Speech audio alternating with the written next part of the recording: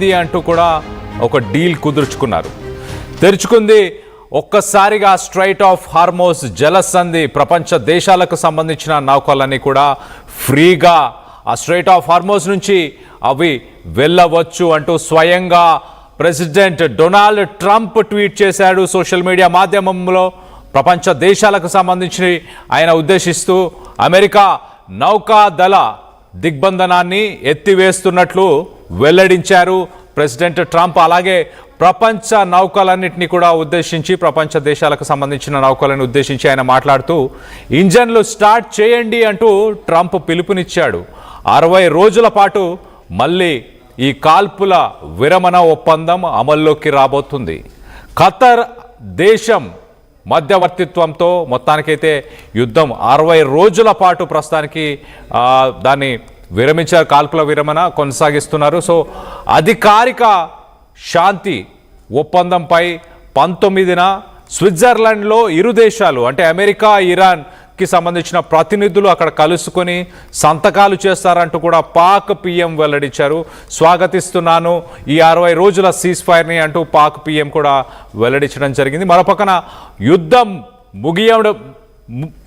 యుద్ధం ముగింపుతో చమురు సరఫరా సాధారణ స్థితికి వచ్చే అవకాశం ఉన్నట్లు తెలుస్తుంది. మొత్తం మీద డొనాల్డ్ ట్రంప్ చేసిన ఆ ట్వీట్ని రైట్ సైడ్ బాక్స్లో మనం చూస్తున్నాం.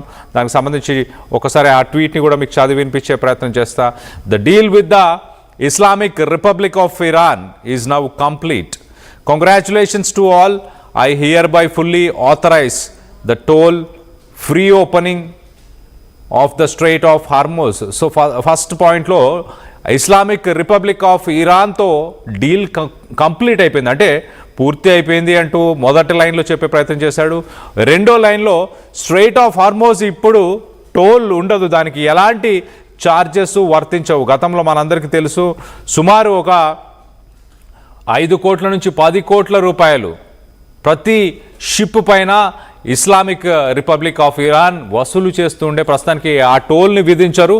యథేచ్ఛగా స్వేచ్ఛగా ప్రపంచంలో ఉన్న ఓడలన్నీ కూడా తిరగవచ్చు స్ట్రైట్ ఆఫ్ హార్మోస్ గుండా అంటూ.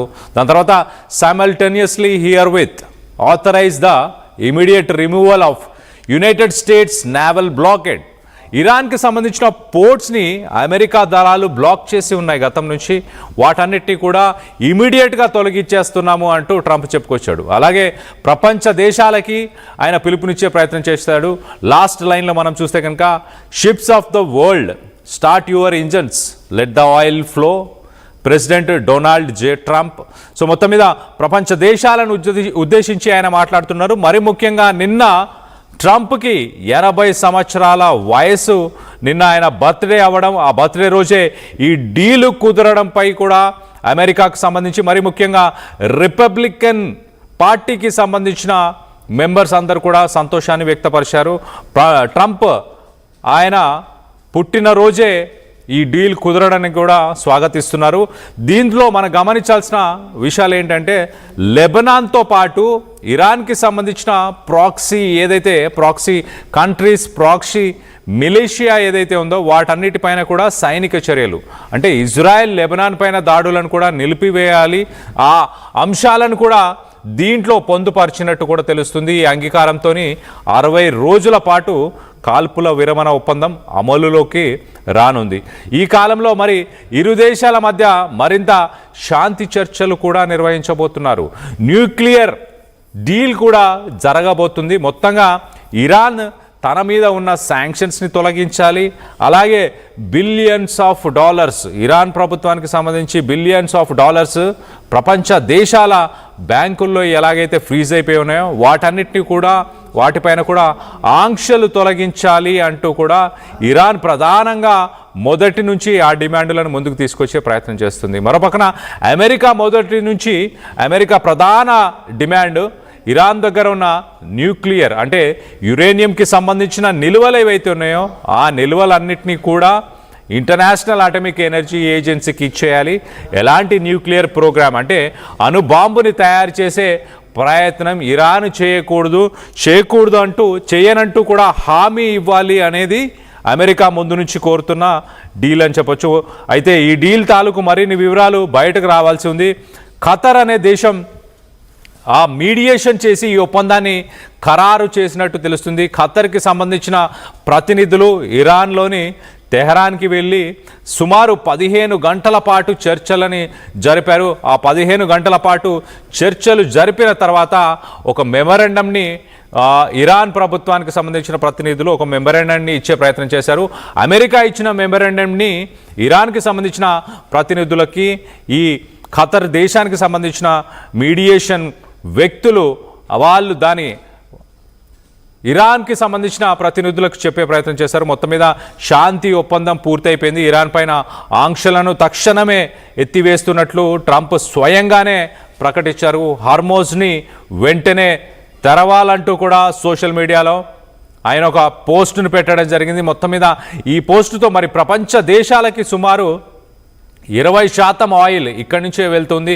ఆ 20% ఆయిల్కి ప్రస్తుతానికి గ్రీన్ సిగ్నల్ వచ్చినట్టు చాలా క్లియర్గా తెలుస్తుంది. అలాగే ఎక్స్పోర్ట్స్ ఇంపోర్ట్స్ మరీ ముఖ్యంగా గల్ఫ్ దేశాలకు సంబంధించి ప్రపంచ దేశాలతో మరి ముఖ్యంగా భారత్తో ఎంతగానో ట్రేడ్ రిలేషన్స్ ఉన్నాయి. గల్ఫ్ కంట్రీస్కి ఇక్కడి నుంచి బాస్మతి రైస్ నుంచి మొదలు పెట్టుకుంటే మీట్ కావచ్చు, అలాగే ఇతర సరుకులు సామాన్లన్నీ కూడా ఇండియా నుంచే పంపిస్తుంటాం. అక్కడి నుంచి ఇండియా ఎక్కువ శాతం ఎల్పిజి, ఎల్ఎన్జి అలాగే ఆయిల్ని దిగుమతి చేస్తూ ఉంటారు. ఆ ఆయిల్ కొరత ఏర్పడి ప్రస్తుతానికి ఈ భారత్లో సుమారు ₹8 పెట్రోల్ డీజిల్ పైన ధరలు పెరగడం మనం గమనిస్తున్నాం. ఆగస్టు నుంచి ఒక ఆర్థిక సంక్షోభం అనేది ప్రపంచ దేశాలని ముంచేయబోతుంది అంటూ ఒక పక్కన ఎకానమీకి సంబంధించిన అనలిస్టులు చెప్తున్న సమయంలో కొంత ఊరట లభించింది. ఇంటర్నేషనల్ మార్కెట్లో చమురు ధరలు కూడా ఒక్కసారిగా 3.4% చమురు ధరలు కూడా ఒక్కసారిగా తగ్గిపోయాయి. మరి రానున్న రోజుల్లో ఇంధనానికి సంబంధించి ఎలాంటి కొరత కూడా ఉండని పరిస్థితులు మరి చూడబోతున్నామా అంటే వేచి చూడాలి ఖచ్చితంగా. చర్చలు అయితే ప్రస్తుతానికి కుదిరాయి. ఇరాన్తో పాటు ఒక డీల్కి మేము వచ్చాము అంటూ ప్రెసిడెంట్ ట్రంప్ చెప్పుకొచ్చే ప్రయత్నం చేశారు. మరోపక్కన ఇరాన్ తరఫున ఆ దేశ సుప్రీం లీడర్ ఖమేనీ మార్గదర్శకత్వంలోనే ఈ డీల్ కుదిరినట్లు కూడా తెలుస్తుంది. చర్చలు విజయవంతం చేసిన ఖతర్కు ఇరు వర్గాలు కృతజ్ఞతలు కూడా తెలియజేశాయి. మరోపక్క పాకిస్తాన్ కూడా ఈ పరిణామాన్ని స్వాగతించింది. ఇరు దేశాలకు కూడా అభినందనలు తెలిపింది. ఈ నెల 19న స్విట్జర్లాండ్లో అమెరికా అలాగే ఇరాన్కి సంబంధించిన ప్రతినిధులు అధికారిక శాంతి ఒప్పందం పైన సంతకాలు చేయనున్నట్లు తెలుస్తుంది. ఈ నెల 19న ఒక్కసారి సంతకాలు చేసిన తర్వాత మరి ఇంకా ఒక డీల్ కన్ఫామ్ అని చెప్పొచ్చు. ఇప్పుడు ప్రస్తుతానికైతే ఇరు దేశాలకు సంబంధించిన వాళ్ళు డైరెక్ట్గా కలిసి సంతకాలు చేసుకోలేదు. 19న కలిసి ఆ డీల్ని పూర్తి చేయబోతున్నారు.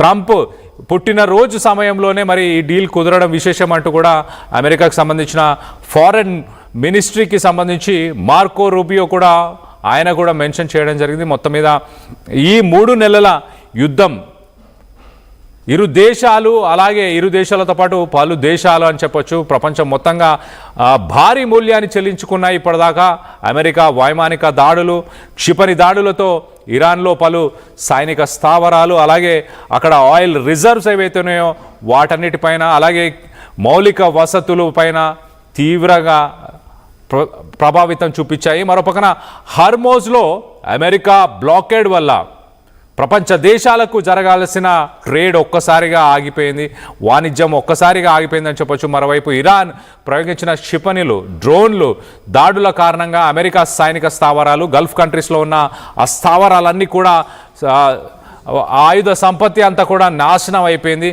ఇరువైపులా తీవ్ర ఆర్థిక నష్టం కూడా వాటిల్లిందని చెప్పొచ్చు. ప్రతిరోజు సుమారు $5 బిలియన్ ఖర్చు అమెరికాకు వస్తున్న సమయం. మరోపక్కన ఇరాన్కి సంబంధించి ఆయిల్ రిజర్వ్స్, ఇరాన్కి సంబంధించిన